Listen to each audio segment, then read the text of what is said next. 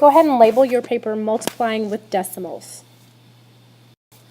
Okay, the first thing with multiplying with decimals, you kind of ignore that you have a decimal in your problem and multiply like normal. So the first problem is 4.2 or 4 2/10 times 6 7/10. We're going to go ahead and multiply like we normally would. 7 times 2 being 14, carry your 1.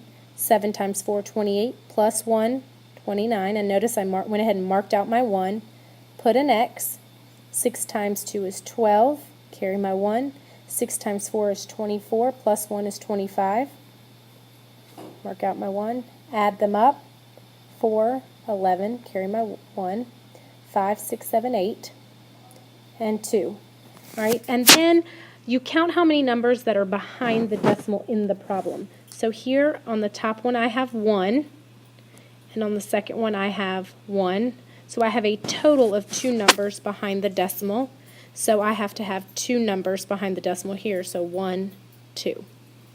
And there's your answer, 28 14 hundredths. 1 6/10 times 9 hundredths. Notice that my decimals are not lined up. All right, and I'm going to ignore that I have decimals. Go ahead and multiply. 9 times 6 is 54. Carry my 5. 9 times 1 is 9, plus 5 is 14. I don't need to worry about the zeros, so I'm finished multiplying. Now I just count and see how many numbers I have behind the decimals.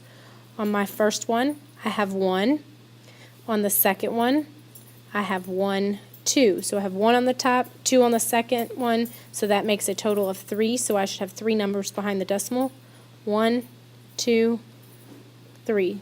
So my product is going to be 144 thousandths. The last slide is for you to try. If you'll notice on the last one, I put a negative in there, and you do it exactly like you would with integers.